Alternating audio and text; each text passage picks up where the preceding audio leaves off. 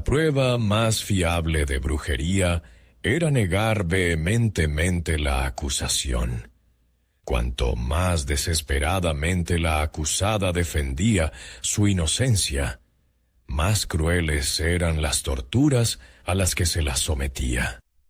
Esta es una paradoja fundamental que rompe cualquier noción moderna de justicia.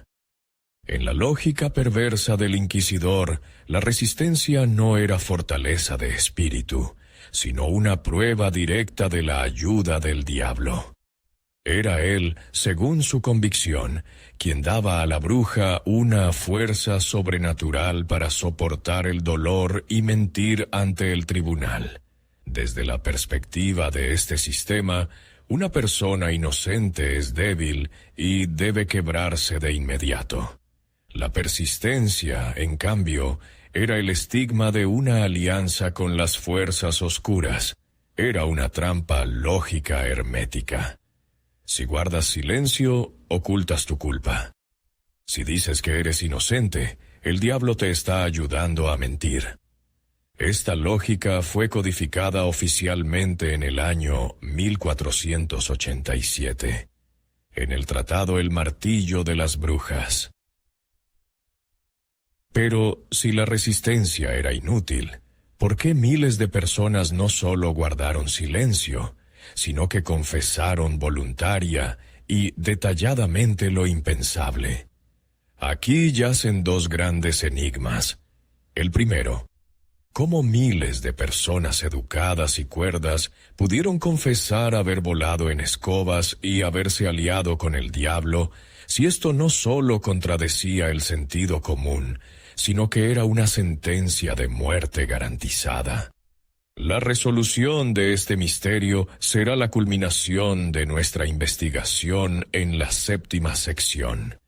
Y el segundo enigma: ¿de dónde surgió en toda Europa la epidemia de la caza de brujas, si en las regiones donde se prohibieron las denuncias anónimas, esta cesó casi al instante? La respuesta a esta pregunta la obtendremos a mitad de nuestro camino, en la 5ª sección. Según las estimaciones más conservadoras, entre 40.000 y 60.000 personas fueron ejecutadas. Esto es comparable a la población de una ciudad moderna entera. Las respuestas a estas preguntas destruirán el mito de la Edad Oscura y revelarán un mecanismo de control mental frío, calculador y espeluznantemente moderno. Esto no es un simple video histórico. Es la disección de 6 herramientas psicológicas de presión eternas, codificadas hace 500 años. Al final de esta investigación tendrás el arsenal completo del inquisidor.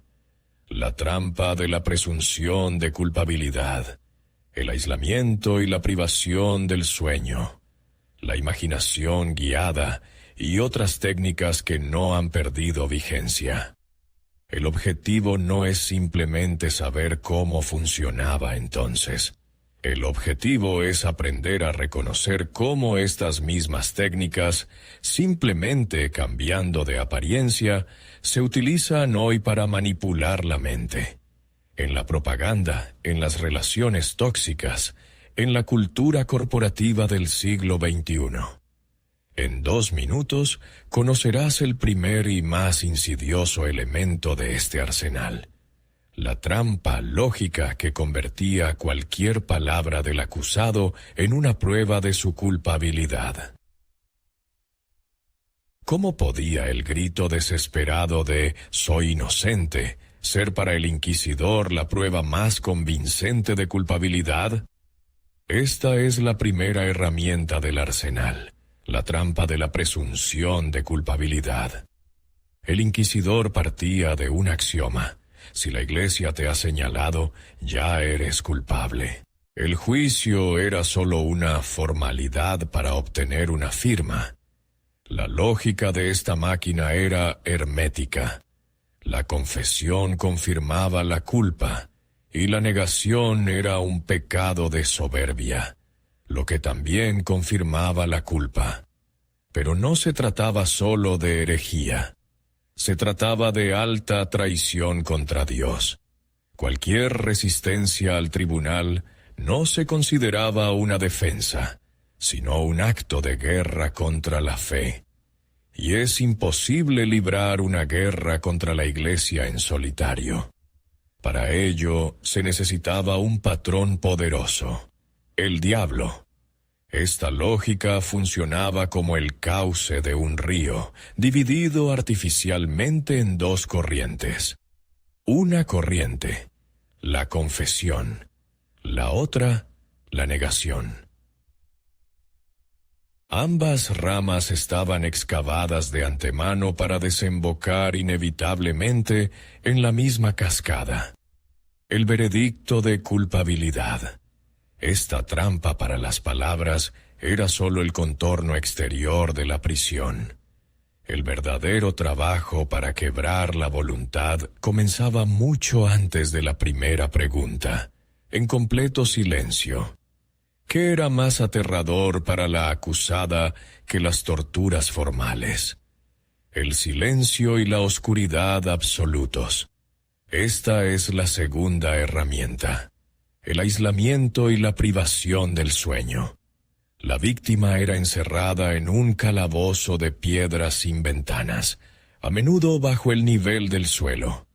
Los únicos sonidos eran los latidos de su propio corazón y el goteo de agua de las paredes.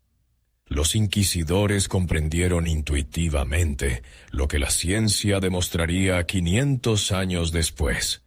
La privación sensorial completa hace que el cerebro enloquezca. Después de 48 horas, comienza a generar sus propias alucinaciones visuales y auditivas para compensar la falta de estímulos. La frontera. Entre la realidad y la pesadilla se desvanecía. Por los protocolos de los interrogatorios, sabemos que las brujas comenzaban a ver demonios y a oír sus voces directamente en la celda, incluso antes de que comenzara el interrogatorio. El cerebro, quebrado por el aislamiento, creaba él mismo las pruebas de culpabilidad. Y la situación empeoraba, pues a la víctima se le arrebataba lo último que le quedaba: el sueño. Imagina que no te preguntan, ¿cometiste el pecado? Sino, ¿con qué frecuencia se le aparece el diablo en forma de gato negro? Cualquier respuesta ya confirma que estás discutiendo los detalles, no el hecho en sí. Esta es la tercera herramienta, el arte de las preguntas capciosas, codificado en el tratado. El martillo de las brujas. La pregunta siempre contenía una afirmación oculta y ofrecía una elección entre dos opciones acusatorias. Esto no era una improvisación de sádicos. Hasta el año 1669, el martillo de las brujas se reeditó 29 veces, más que cualquier otro texto en Europa, a excepción de la Biblia. Era una tecnología estandarizada y producida en masa. Una pregunta real de un protocolo sonaba así: ¿con qué ungüento untó la escoba antes de volar al Sabbat? ¿El que le dieron en el frasco verde o en el rojo? El cerebro quebrado de la víctima comenzaba a construir los detalles. Pero incluso la mentira más sofisticada necesitaba confirmación. Y para ello el inquisidor utilizaba a los aliados más inesperados. ¿Por qué a los inquisidores les gustaba tanto celebrar procesos públicos, arriesgándose a que alguien defendiera a la acusada? Porque esta era la cuarta herramienta: la presión social y la humillación pública. El inquisidor convocaba a vecinos, amigos e incluso a miembros de la familia para que testificaran. Esto creaba en la víctima un poderoso sentimiento de traición y soledad total. El mundo entero estaba en su contra. Pero los hechos demuestran que en las regiones donde se exigía a los testigos que declararan abiertamente y se responsabilizaran de sus palabras, el número de procesos disminuía drásticamente. El sistema no se sostenía en hechos, sino en el anonimato, el miedo y la oportunidad de saldar cuentas personales. El sistema de acusaciones se extendía por el pueblo como una hiedra venenosa. Una delación se aferraba a otra, utilizando los muros del miedo y la desconfianza hasta envolver a toda la comunidad. El sistema era casi perfecto, pero tenía un defecto. Necesitaba un acto final, la confesión. Y para ello se ideó el truco más cruel del que hablaremos en la 6ª sección. ¿Qué tienen en común una cámara de tortura del siglo XV y un experimento científico moderno de privación sensorial? El resultado en ambos casos es espeluznantemente similar. Los inquisidores descubrieron intuitivamente lo que la ciencia demostraría 500 años después. La víctima era colocada en la oscuridad y el silencio absolutos, donde los únicos sonidos eran su propia respiración y los latidos de su corazón. Podría parecer simplemente un método cruel para quebrar la voluntad, pero la realidad era más aterradora. Investigaciones modernas demuestran que, tras 48 horas en tales condiciones, el cerebro, privado de estímulos externos, comienza a atacarse a sí mismo. La corteza prefrontal, responsable de la conexión con la realidad, pierde el control. La persona experimenta alucinaciones vívidas e incontrolables. Y esto coincide exactamente con los protocolos de los interrogatorios. Las brujas describían visiones de demonios incluso antes de que el verdugo las tocara. El inquisidor no buscaba brujas, las creaba en un laboratorio de vacío. El cerebro en aislamiento es como un colador que se agita en vano durante mucho tiempo. Su estructura, diseñada para procesar señales, se destruye y deja de distinguir la realidad de la ficción. Cuando la realidad se desdibuja, la voluntad de resistir desaparece. Pero para acelerar el proceso, los inquisidores le arrebataban a la víctima lo último que le quedaba, el sueño. ¿Por qué la tortura de la vigilia, tormentum insomniae, era un elemento obligatorio del interrogatorio, aunque formalmente no figurara en la lista de torturas permitidas? Los inquisidores la valoraban más que el potro. Se obligaba a la persona a caminar por la celda durante días, sin permitirle cerrar los ojos. A primera vista, el objetivo es obvio. El agotamiento físico hace que la víctima sea más cooperativa. Sin embargo, la neurobiología muestra un panorama diferente. Después de 48 horas sin dormir, las capacidades cognitivas de una persona disminuyen en un 40%, y la corteza prefrontal, nuestro centro de lógica y pensamiento crítico, se desconecta funcionalmente. La persona pierde físicamente la capacidad de distinguir la verdad de la ficción. Por los protocolos, sabemos cómo ciudadanas respetadas, después de 3 días sin dormir, aceptaban las acusaciones más absurdas de volar sobre un macho cabrío, solo para que se les permitiera cerrar los ojos por 1 minuto. No era un interrogatorio, sino una programación biológica, Y en ese momento, cuando la mente de la víctima se ha convertido en arcilla maleable, entra en escena la principal herramienta del inquisidor. ¿Por qué los protocolos de los interrogatorios de brujas de Alemania, Francia e Italia del siglo XVI son similares como si fueran calcados, hasta en las mismas frases? Como si todas hubieran estado realmente en el mismo sabbat. La respuesta apareció en el año 1487, con la publicación del tratado El Martillo de las Brujas. A primera vista, era simplemente un manual jurídico que sistematizaba la caza. Pero las cifras destruyen esta ilusión. El libro se reeditó 29 veces, y se convirtió en el segundo bestseller en Europa después de la Biblia. Se transformó en una ideología viral. No era solo una instrucción, sino un guión detallado para el interrogatorio que unificaba los síntomas y las confesiones en todo el continente. Los autores, Heinrich Kramer y Jacob Sprenger, crearon un virus mental unificado. Las citas de El Martillo de las Brujas sobre la preparación del ungüento volador coinciden literalmente con las confesiones de los protocolos judiciales reales. Los inquisidores no registraban los testimonios, los dictaban. Pero, ¿cómo exactamente estas formulaciones creaban recuerdos de algo que nunca había sucedido?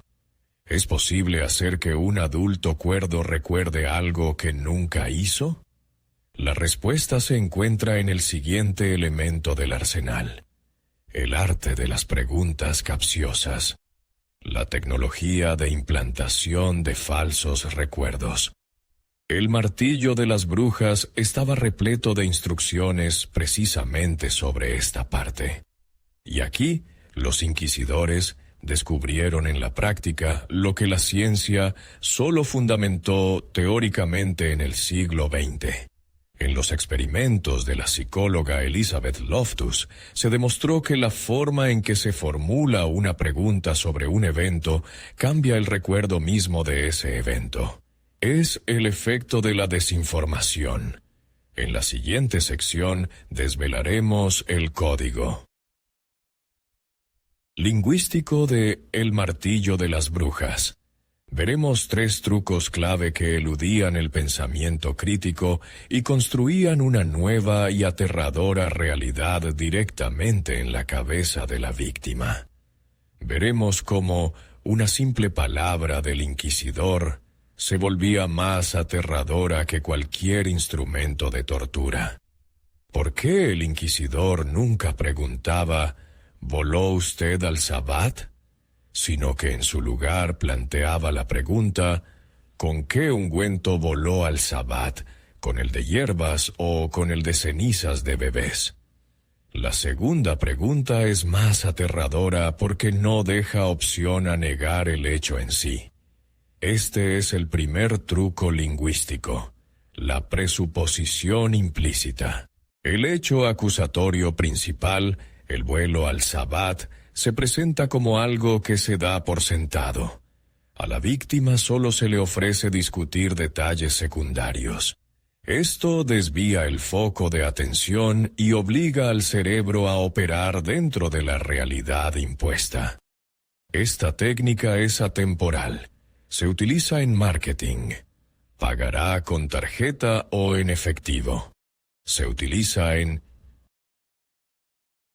política.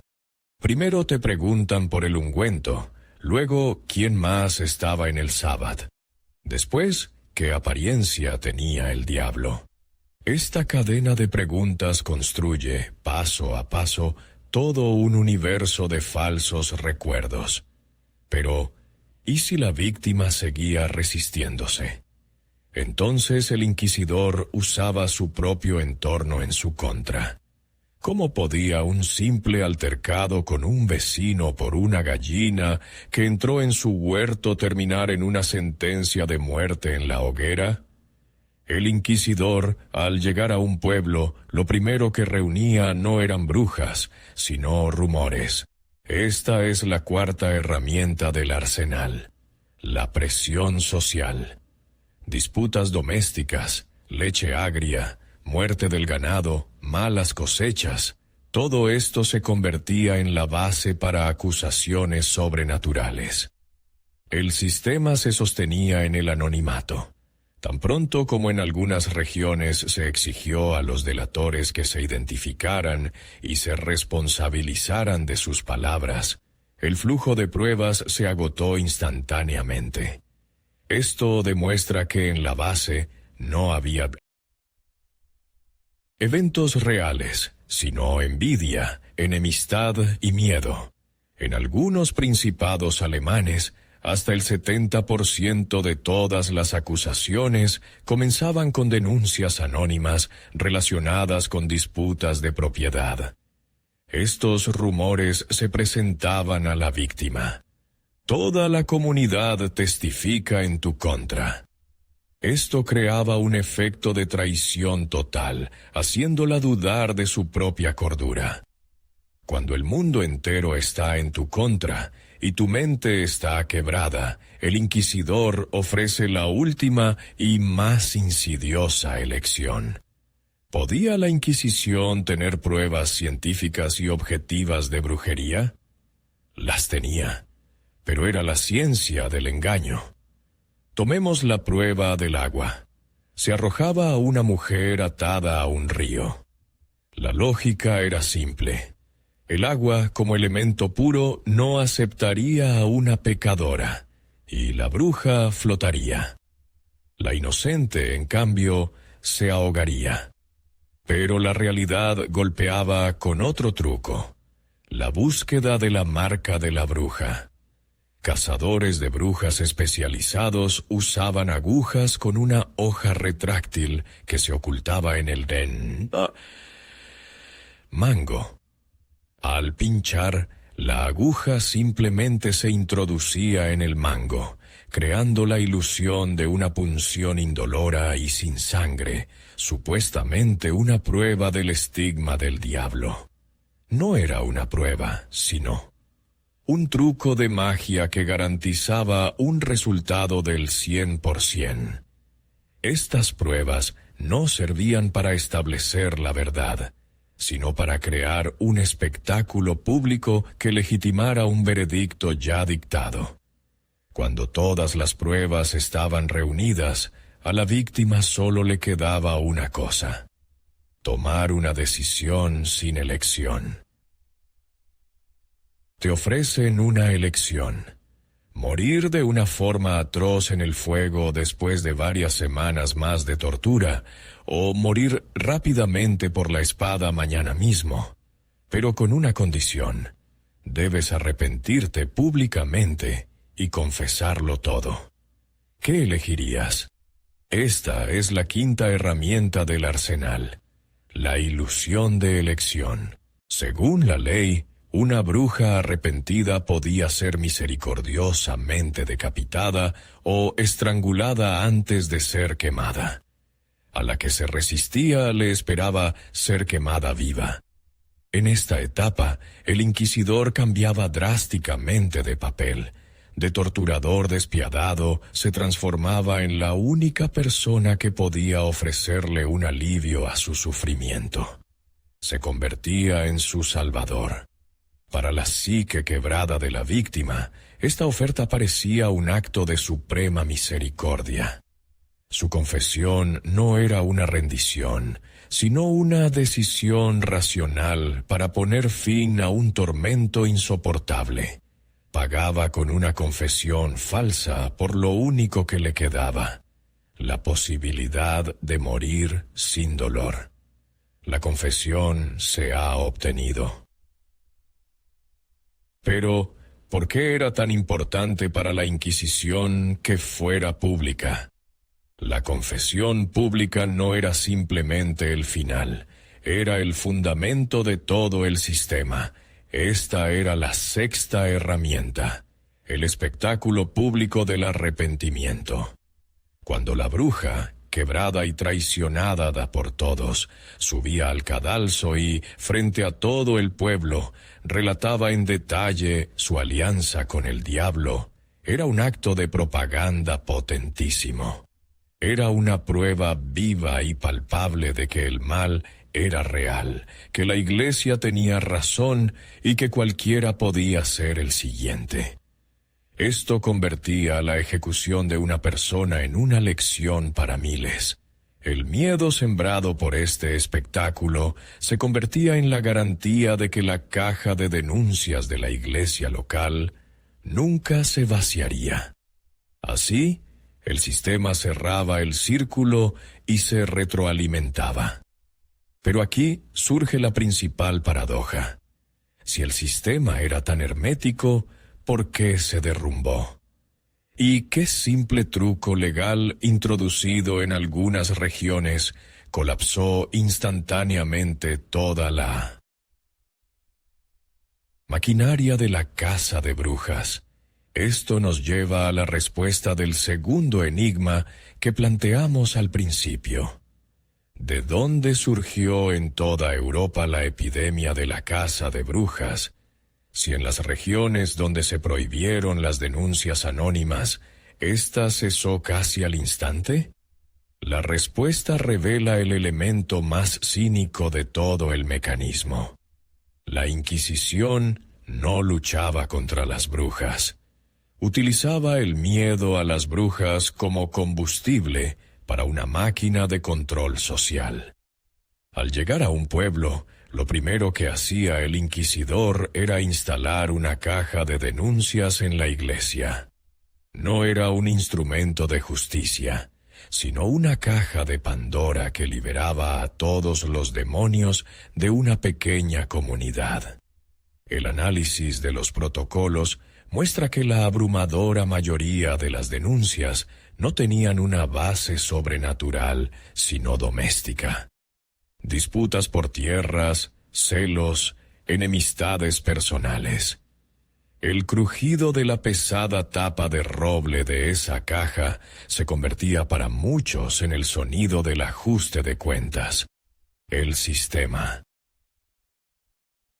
utilizaba conscientemente los vicios humanos para enfrentar a la comunidad contra sí misma. Pero, ¿cómo obligar a una persona a dar falso testimonio contra su vecino, condenándolo a la muerte? El inquisidor utilizaba el miedo. Negarse a testificar contra una bruja evidente podía interpretarse como simpatía por la herejía y, por lo tanto, como complicidad. El silencio se convertía en un riesgo. Luego el inquisidor interrogaba a varios de los testigos más débiles o dependientes y leía sus testimonios ante los demás. Esto creaba la ilusión de un consenso. Aquí entraba en juego el efecto de conformidad, demostrado en el siglo XX por Solomon Asch. Las personas aceptan la opinión de la mayoría, aunque sea evidentemente falsa, simplemente para no convertirse en marginados. El proceso de testimonios públicos se parecía a la acumulación de presión en una caldera cerrada. Cada nuevo testigo aumentaba el miedo, hasta que callar se volvía más peligroso que mentir. Así es como la comunidad pasaba de ser protectora a ser verdugo. Y aquí está el hecho clave que destruye todo el mito de la caza de brujas. Tan pronto como en algunas regiones, basándose en las normas del derecho romano, se introdujo una regla simple. El denunciante debía presentarse abiertamente y, en caso de una acusación falsa, recibir el mismo castigo que se le impondría al acusado. El flujo de testimonios se agotó instantáneamente. En algunos principados alemanes, el número de procesos cayó más de un 90% en un solo año. Esto demuestra irrefutablemente que el sistema no se sostenía en brujas reales, sino en la calumnia impune. no era una búsqueda de la verdad, sino una tecnología de control a través del miedo y la desconfianza mutua. Cuando tanto la mente de la víctima como su mundo estaban completamente destruidos, el inquisidor daba el último paso. Ofrecía algo que era imposible de rechazar. ¿Cómo pudo suceder que, al final de los crueles interrogatorios, la víctima atormentada y su torturador parecieran casi aliados cerrando un trato? ¿Qué la llevaba a ver a su verdugo como un salvador? La respuesta no está en la teología, sino en la fría psicología. Esta es la quinta herramienta del arsenal: la ilusión de elección. El inquisidor se ofrecía a interceder ante el tribunal para sustituir la atroz quema en vida por una muerte rápida por la espada o el garrote. La única condición para esta misericordia era una confesión completa, sincera y pública. Pero esto es lo que realmente sucedía en la mente de la víctima. Después de semanas de aislamiento y tortura, cuando cualquier resistencia solo intensificaba el dolor, el inquisidor cambiaba de repente de papel. Dejaba de ser la fuente de sufrimiento para convertirse en la única fuente de su cese. Esto provocaba una potente disonancia cognitiva. La confesión dejaba de ser una rendición. Se convertía en una elección racional para poner fin al tormento. En los protocolos judiciales hay casos registrados en los que la acusada, tras confesar, agradecía a los jueces la misericordia concedida. Pero la confesión era solo la mitad del trato. La segunda parte era mucho más importante para el sistema que la propia ejecución. ¿Por qué los que iban a morir no solo confesaban, sino que pronunciaban discursos enteros en el cadalso, advirtiendo a la multitud contra el pecado de la brujería? Esta era la sexta herramienta, el espectáculo del arrepentimiento. La intervención pública era una condición obligatoria e ineludible del trato para una muerte piadosa. Para el inquisidor era crucial que la acusada no subiera a la hoguera en silencio, sino que contara la historia correcta ante cientos de testigos. Sin embargo, los archivos revelan una verdad cínica. El texto del discurso de arrepentimiento a menudo era discutido e incluso editado de antemano por el inquisidor. No era una confesión, sino el ensayo final antes de la gran salida a escena. El inquisidor actuaba como director y la acusada, en el último acto de su vida, como actriz. Este discurso no estaba dirigido a Dios, sino a la multitud. Cada palabra de esa persona quebrada se convertía en un ladrillo en el muro del miedo sobre el que se sostenía el sistema. Precisamente este espectáculo era el objetivo principal de toda la maquinaria. Y ahora entenderemos por qué el sistema estaba dispuesto a pasar meses preparándolo. ¿Por qué razón la Inquisición gastaba enormes recursos y meses en obtener la confesión de una sola mujer, si podía simplemente ejecutar a cualquiera ante la más mínima sospecha? ¿Cuál era el valor de las palabras y no de la propia ejecución? La ejecución sin confesión sería, a los ojos de la sociedad, un simple asesinato y una arbitrariedad. La confesión, en cambio, legitimaba todo el proceso, convirtiendo la ejecución en un acto de justicia. Pero la realidad era mucho más profunda que una simple formalidad jurídica. no era una batalla entre la ley y el criminal, sino una batalla de la ideología contra el libre albedrío del individuo. En esta batalla, la confesión no era una prueba de culpabilidad, sino un acto de completa e incondicional rendición del espíritu humano ante el sistema. Cada arrepentimiento público era un potente acto político. Demostraba a la multitud que el sistema era todopoderoso, su dogma irrefutable y cualquier resistencia inútil. Los protocolos de estas confesiones se leían en las plazas de los mercados de los pueblos vecinos, funcionando como contenido viral medieval. Todas las herramientas han sido aplicadas. La víctima está quebrada y lista para el acto final. Llega el clímax y desvelaremos el mayor engaño que se ocultaba detrás de todo este teatro. Y si les dijéramos que todo este complejo sistema, desde la trampa de la presunción de culpabilidad hasta el espectáculo en el cadalso, servía a un único, pero completamente inesperado, propósito que no tenía relación directa con la salvación del alma.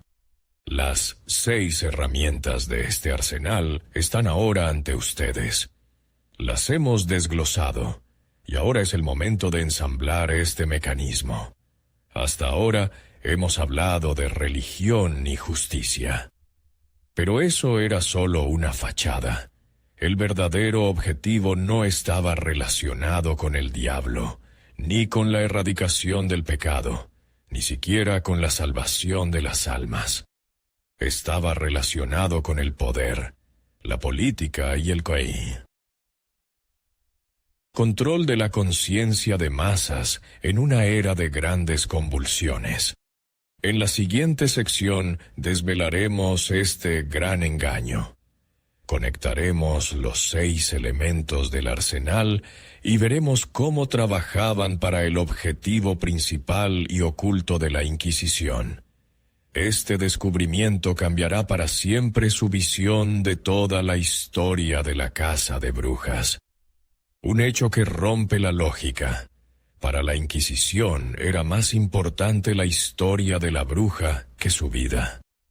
¿Por qué un sistema que poseía un poder absoluto necesitaba tan desesperadamente las palabras de su víctima?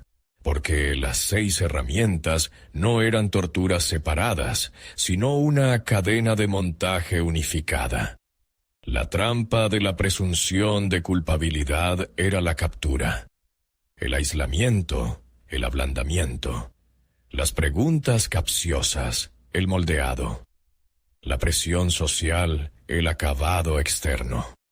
La ilusión de elección, el ensamblaje final. Y el espectáculo del arrepentimiento, la presentación del producto terminado. Pero aquí reside el gran engaño de esta cadena. De montaje. Su objetivo no era la extracción de la verdad. El inquisidor ya la sabía. Su objetivo era la implantación de la historia deseada. La Inquisición no necesitaba una bruja muerta. Necesitaba una historia viva y hablada de una pecadora arrepentida. Las ejecuciones a veces se posponían si el arrepentimiento de la acusada parecía poco convincente. Y esta historia era la respuesta al principal temor que paralizaba a toda Europa en aquella época. Entonces, ¿por qué miles de personas educadas y cuerdas confesaron voluntariamente su alianza con el diablo y haber volado en escobas, sabiendo que era una sentencia de muerte? Porque en el momento de la confesión ya no eran ellas mismas. La cadena de montaje de 6 herramientas destruía sistemáticamente su voluntad, su pensamiento crítico y la propia estructura de su personalidad. El panorama cambia cuando entendemos cuál era realmente la elección. La víctima no elegía entre la verdad y la mentira. elegía entre dos realidades: la primera, un tormento físico y psicológico interminable en completo aislamiento; la segunda, el cese rápido del sufrimiento a cambio de pronunciar las palabras correctas.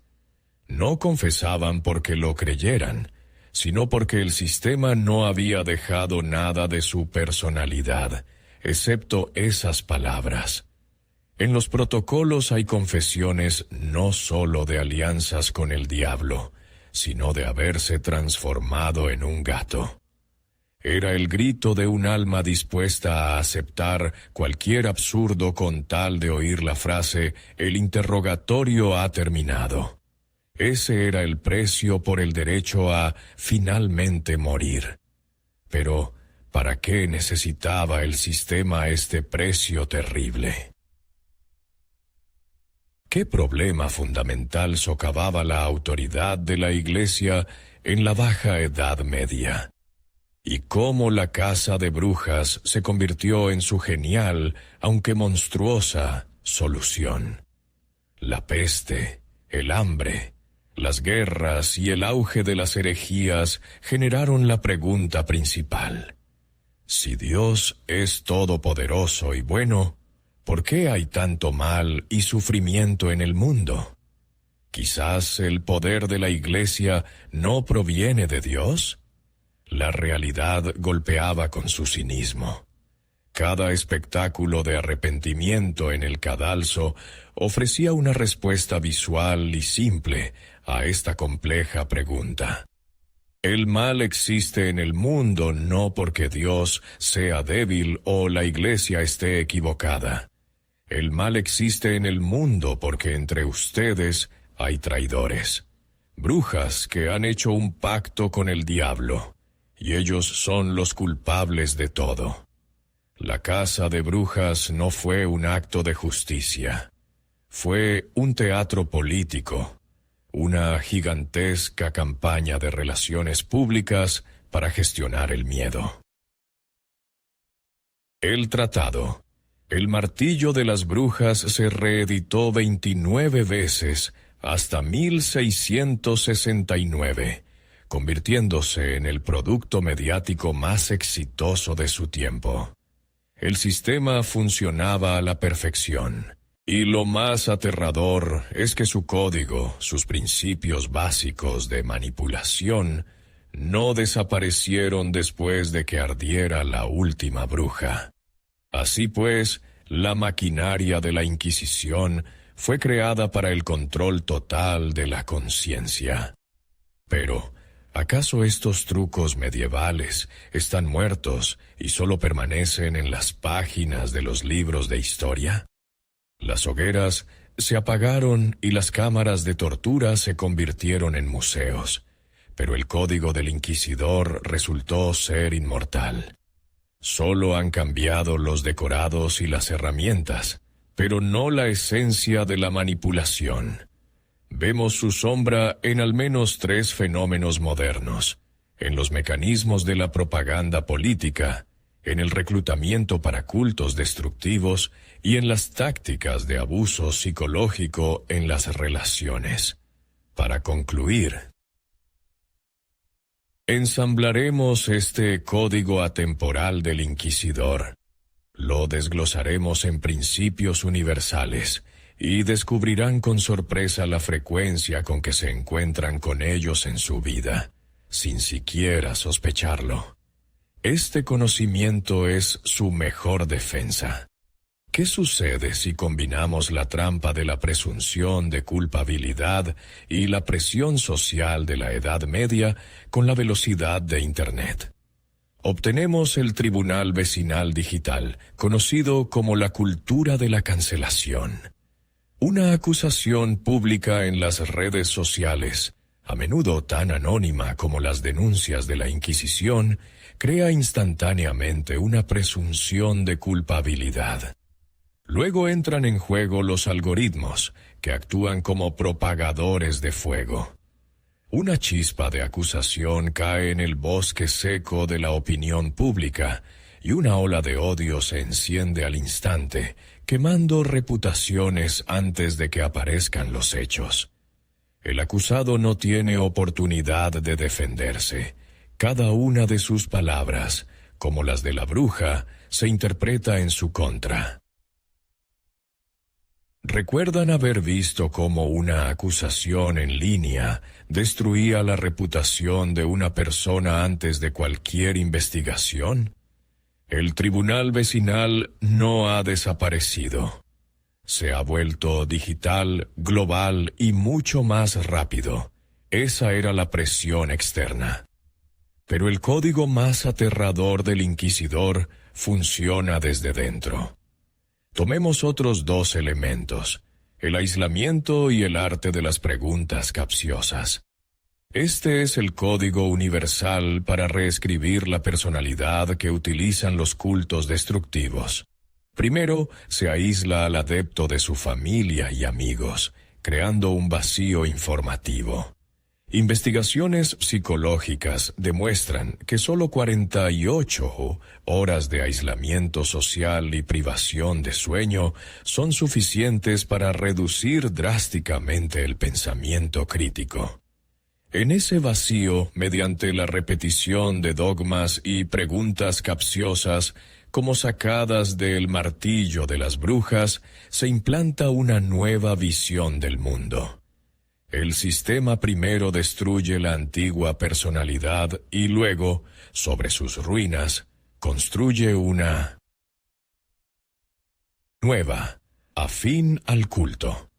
Si las sectas construyen muros físicos para aislar a las personas, la propaganda moderna ha aprendido a crear muros invisibles directamente en nuestra conciencia. Y aquí entran en juego los dos últimos y más teatrales elementos del arsenal: la ilusión de elección y el espectáculo del arrepentimiento. En la política moderna funcionan a la perfección. La ilusión de elección se manifiesta en la falsa dicotomía: quien no está con nosotros, está contra nosotros. Esta fórmula destruye deliberadamente cualquier matiz, obligando a la sociedad a elegir uno de los dos extremos. El espectáculo del arrepentimiento son las disculpas públicas de políticos o corporaciones después de un escándalo. La mayoría de las veces no es un arrepentimiento sincero, sino un evento de relaciones públicas orquestado, cuyo objetivo es calmar la ola de negatividad y conservar el poder o el capital. Desde la Edad Media hasta nuestros días, el propósito de estas tácticas no ha cambiado. La gestión de la opinión pública. Hemos entendido cómo funciona. Ahora, la pregunta principal: ¿quién o qué representa una mayor amenaza hoy? Hemos desvelado el código psicológico eterno creado para controlar al ser humano. Ahora que lo tienen ante ustedes, queda una última elección. ¿Qué es más peligroso hoy? Por un lado, el fanático. Es el inquisidor moderno, una persona sinceramente convencida de su verdad y dispuesta a usar cualquier método para imponer su ideología. Por otro lado, el sistema. Son los mecanismos impersonales y cínicos, los algoritmos de las redes sociales, la lógica corporativa, la propaganda estatal. Utilizan las mismas herramientas no por fe, sino por un cálculo frío para alcanzar sus objetivos. ¿Qué les parece más aterrador? ¿El fanatismo ciego de un individuo o el cinismo frío de un sistema impersonal? Escriban solo una palabra en los comentarios: fanático o sistema. Su elección de solo una de estas dos palabras mostrará dónde, en su opinión, late hoy el qué. Corazo de la Inquisición.